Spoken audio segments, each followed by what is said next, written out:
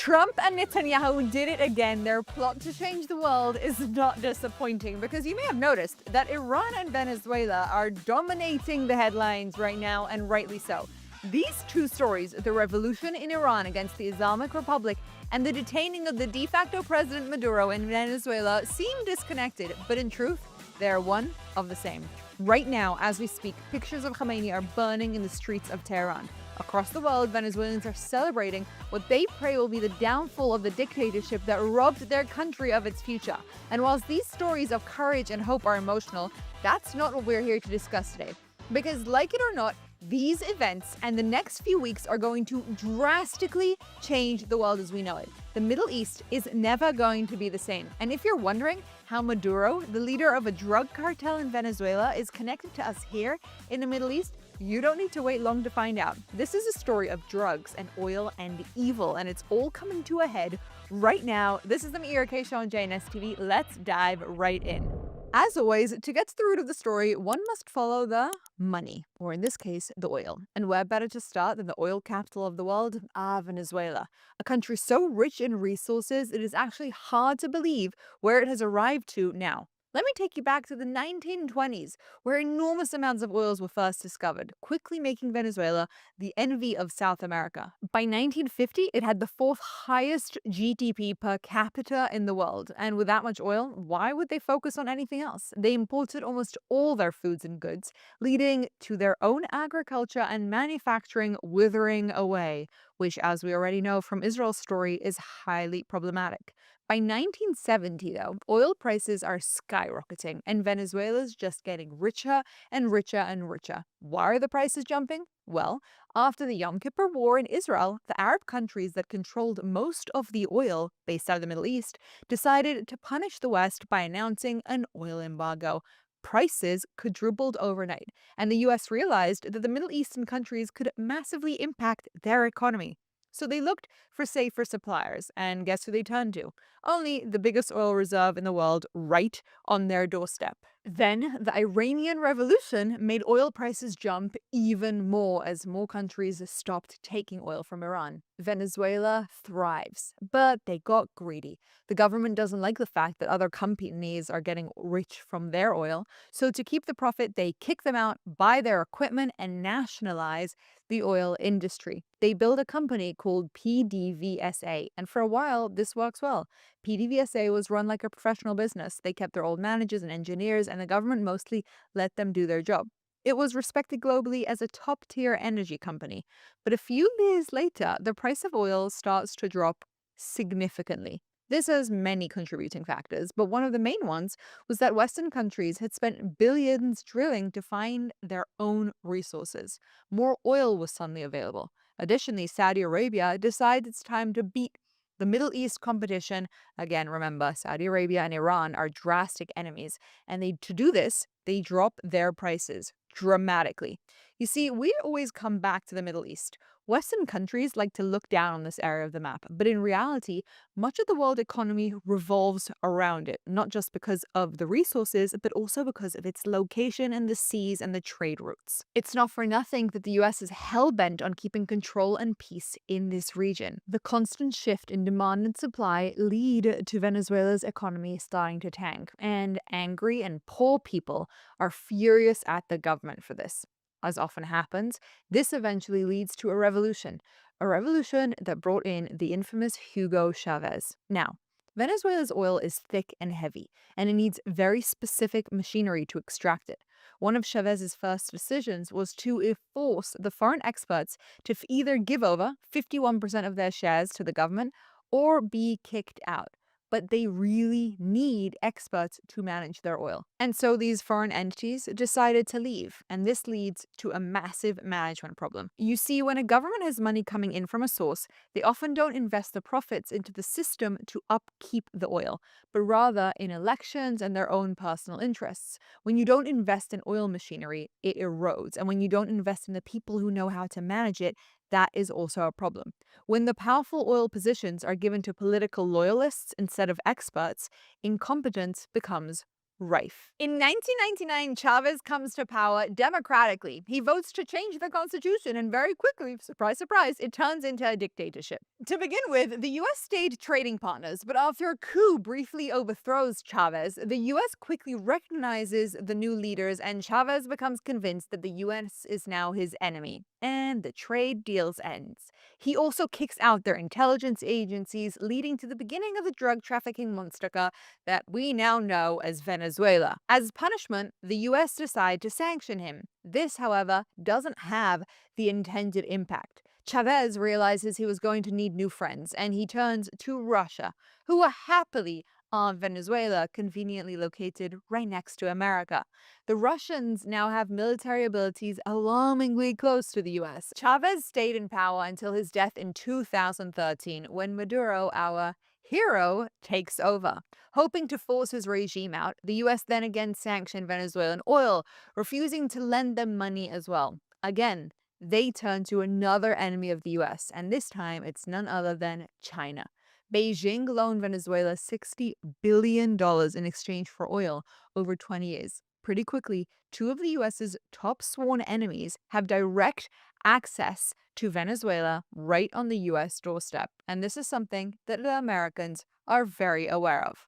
Now, let's not forget that during this time, they're also cozying up with Iran. In the early 2000s, both countries were main suppliers of oil and are hoping to stay that way. To do so, they devise a plan to drive up the prices of oil and quickly become economic partners. In 2005, with Iran's new president, or the Islamic Republic more accurately, they realized that they have a lot more in common than just oil and money. They both share an enemy, and they devise a plan to work together to defeat imperialism, otherwise known as America. And their drug relationship starts as well. You see, both these countries have issues with oil production, and they're looking for other ways to make money. Lots of it, but also they want to gain power. And drugs are a brilliant way to do so. Venezuela has the means to produce huge amounts of drugs, but struggles to distribute them across Africa and the Middle East. Here too, Iran, i.e. the Islamic Republic, benefits. You see, Hezbollah, the terrorist organization based in Lebanon, is most famous for firing rockets at Israel, but in truth, it is actually the biggest drug cartel in the Middle East. It's not just about drugs, it's about access. For years, intelligence reports have warned us that Venezuela were issuing legitimate government passports to Hezbollah operatives. This means terrorists could travel to Mexico and potentially walk right across the US border disguised as Venezuelan refugees. Taking down Maduro doesn't just stop the drugs, it dismantles a sleeper cell network that was threatening the entire Western world. But I'm getting ahead of myself. Let's jump back to 2020, when the US successfully crippled them both with sanctions, and they needed solutions. Venezuela's oil is thick and hard to mine, and Iran has too much thin oil and a lack of cash. So they start swapping. Pretty quickly, Venezuela racks up billions of dollars of debt to the IRJC. But external relations are not really where Venezuela has a real problem, because throughout all of its external pursuits, it has destroyed its own country. People are starving, exiled, and executed under a brutal regime. What was once the pearl of the Americas has turned into a godless country. Maduro runs it with an iron fist, rigging elections to stay in power. He has competition, like Maria Machado, the woman who won the Nobel Peace Prize, who tries to fight against him, but she needs to go into hiding as a result. In 2020, there was one of many attempted coups which fails, and there is little hope for the country, for the people of Venezuela, until a few days ago when Trump suddenly announces that he has successfully led an operation the likes of which the world has never seen before. Maduro, with 150 aircrafts, is captured in the middle of the night and brought to the US, and that brings us to the present day. Now, let's backtrack for a second, because we've talked about Venezuela and its history and the downfall to where it is now, and we've even touched a little bit upon the relationship between Iran and Venezuela, but we haven't understood why these two events are so deeply correlated. You see, Iran up until 1979 was the glittering jewel of the Middle East. Here too, they're rich in oil. They held the Middle East in the palm of their hands, controlling most of the gas flow through the area. The Shah was in power, a deeply Americanized king who westernized Iran. The story here is not so simple, but as the elites get richer, the poor and the traditional in Iran are suffering. Within Iran, there are people who do not like the idea of westernization or modernizing. They wanted their old values back. Enter Ayatollah Khomeini. From exile, he sends cassette tapes preaching a simple message: the Shah is a puppet of the West, and we must return to our roots. He gives the people a spiritual language for their political anger, and in 1979, an evil revolution changes the country. Sparked by a fire in a cinema that each side blames each other for, the zealots revolt against the Shah, who flees the country. The Islamic Republic is born. Now, take note of the name. Not the Iranian Republic, but the Islamic Republic. Khomeini, believing that he is the direct word of God in the world, has a vision for Iran, a vision to become the Islamic Republic, to turn the world into an Islamist state under Sharia law. Now, as with most revolutions, you need an enemy to be fighting if you want to keep a revolution going. And with the Shah gone, it was time to reignite in Iran the feeling of a revolution, to be the Islamic leaders who take over the world. And to do this, they must fight the infidels. Enemy number one, the West. And who's the West's puppet in the Middle East? Well, none other than Israel, of course. Now, let's just add on to this some other drama. The Shiites versus the Sunnis have long been competing for the Islamic crown, and with the Sunnis in Saudi Arabia and Egypt having so much more power than this small Shiite Iranian minority, Iran decides that they could outshine Saudi Arabia by leading the charge on the war with the West, namely Israel. And to do so, they start building out tentacles across the Middle East. Tentacles that we've become familiar with. We have the Houthis in Yemen, a Shiite or terrorist arm in a largely Sunni country who controls the seas. We have Iraqi militias, but namely, Hezbollah becomes their number one success. As we mentioned before, Hezbollah is not just fighting for Lebanon. Just look at the maps. The importance of Hezbollah being in Lebanon is huge because it gave Iran access to the sea. We can expand on that another time, but this is in part why the Syria takeover was so important. With Syria gone, Iran loses its trade route, but all of this is a relatively new development. Up until the Beepers and Nasrallah's timely elimination, Hezbollah acts as a massive drug cartel. Drugged up countries are easier to control and dominate, and drugs make money.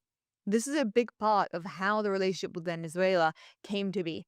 Drugs are essential, as oil is not something they can now sell so easily, with sanctions, etc., and they need money. With Iran being responsible for so much of the terror in the Middle East, they have been sanctioned badly. To try and avoid the price of those sanctions, Iran decides to make itself completely self-sufficient. But there's a flaw in their plan. They don't have a lot of water, and growing crops demands lots of it. Shame they aren't friends with Israel. We have all the technology they would need. Instead, they tried to bypass sanctions using a shadow fleet. These are hundreds of rusted, uninsured oil tankers that turn off their GPS trackers to sail like ghosts through the ocean, smuggling oil to China and Venezuela because they're not allowed to sell them. Iran uses Venezuela as a smuggling port. And now, with the US coming in and taking out Maduro, it effectively sinks Iran's ability to maneuver things across the world and get their oil out there. Without Venezuela as a safe harbor, Iran's smuggling route is dead in the water. Very quickly, the Islamic Republic's obsession with destroying Israel and focusing its resources on fighting led to the country falling into complete disarray and the economy tanking. In 1979, the Iranian rial was at 70 to the dollar. Today, it's over $1 million. The inflation is crazy. And surprise, surprise, the Iranians don't like it. They have tried many times to overthrow the regime. Most recently, we had Bloody November in 2019, where overnight the government tripled fuel prices and killed thousands of protesters. Hundreds of cities were on fire. They used machine guns, and they shut down the internet for a week so no videos could get out. They proved they are willing to massacre their own citizens to stay in power, and in 2022, you might remember the women's revolt where women started uncovering their hair. They too paid the price for that. The IRGC has kind of lost the younger generation, but still executed hundreds as a result, which leads us to the present day. The 12-day war by Israel and America to take out their nukes rapidly destabilized the Islamic Republic. They buckle down on what they believe is their only card, the war with the West. But during this 12-day war, the people took to the streets to protest. By the way, that wasn't covered by the media. In its aftermath, 1,500 people were executed due to suspicions of being associated with the war. Often, by the way, in the morning and in public, so that when people went to work, they would see the hung traitors. You see, as things get worse and worse and worse, in Iran, they double down on trying to harm Israel to kind of bring back the revolution. But What happens in reality is that the water completely dries out because of the sanctions. In hopes of escaping those sanctions, they had spent years trying to grow all their crops themselves, and it failed and poisoned the land and the water. The air now is polluted, food is scarce, and Earth is literally sinking and cracking, and the people have had enough. And we're now 10 days into this revolt, but it smells kind of different this time. There's footage online, which means the IRGC haven't managed to shut down the internet. And it was only really on day 5 that they succeeded in starting to kill civilians, something that in previous riots happened instantly. But we still haven't answered the main question. What does the revolt in Iran and the capturing of Maduro have to do with each other? Because as per Trump, these two are directly correlated, and he is correct. You see, when we think of the Islamic Republic falling, we think of it as the regime change for Iran. We don't realize the massive ramifications this will have for the Middle East as a whole. We also think of bringing them down as a military action. But what this episode should have shown you is that strangling an economy is almost as equally as effective. Taking out the drug leadership of Venezuela doesn't just lead to good things in the Americas, it stifles the drugs and money being sent to the Islamic Republic. It cuts off the air for their tentacles. Not to mention the billions they owe Iran, money that Khamenei has been trying to get Venezuela to pay him for a while, fearing that Maduro might fall. That money was essential for the IRGC. But more than that, with the US controlling the biggest gas rigs in the world, they suddenly control the oil. Oil that they can ship where they like. They can decide the pricing.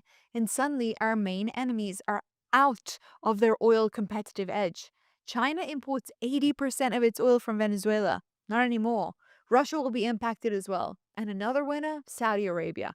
For years, Saudi Arabia has been fighting a price war against Iran and Venezuela, who constantly tried to undermine Saudi dominance in the oil market. By taking Venezuela and Iran out of the game, Trump has just handed Saudis a very big win. And you better believe he's going to use that as leverage. Trump's the negotiator. He can now go to the Saudis and say, I destroyed your competition and secured your economy. Now it's time for you to sign that peace deal with Israel. That is the peace that Trump is talking about. The Islamic Republic is now cornered from every direction. Its oil and drug buddy no longer exists. Its people are revolting. Their nukes are down. Their suppliers are panicking. They have no access to money. The US has publicly declared that if they keep executing protesters, which they are, they will intervene. And as of right now, Khamenei is planning an escape route to Moscow. That's how bad it's gone. With everything that just happened with Maduro, they know they need to believe Trump's threats. If the IRGC falls, we are about to look at a drastically different Middle East. Trump wasn't kidding when he said on New Year's Eve that the plan was peace this year. Look, peace is far off. We're not just there yet. But it's safe to assume these power plays are about to change the world dramatically. The oil economy is shifting rapidly, and Trump is playing chess against the big leagues, out of Venezuela, his backyard, but also out of the Middle East. Times are changing quickly, and let's pray that this all ends peacefully and soon. Of course, this impacts Israel. The end of the IRGC changes the game for us completely. Let's just say, I don't think it's a coincidence that this happened right after Bibi's trip. Those two are thinking big and long term, making courageous moves to truly change and remove evil. They play chess whilst we watch on, and it's safe to assume that there'll be some sort of Israeli intervention in Iran that Trump would have approved during the meetings. The IRGC will not be going down quietly, despite the fact that they are so weak. But with that being said, these are historic times to be living in, truly amazing times. To think of the fact that we have managed to completely strangle them from every direction, internally, externally, financially, and militarily, is incomprehensible to where we were just a few months ago, living with an extreme nuclear threat. And the Middle East landscape will change dramatically. No more money being sent to terror axis across Syria, Lebanon, Iraq, Yemen. What does this mean for the future? We don't know. But Venezuela was enabling Iran, and Iran being cut off by Venezuela now means that the end of this terror regime might actually be around the corner.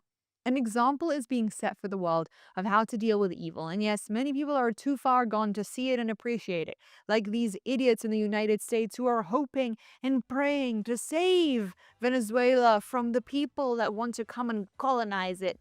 But thankfully, that's not the case with us. We see this for what this really is. We understand the importance of these events. And once again, we are so grateful for strong leadership. I'm Ira Kay, and I'll see you next time.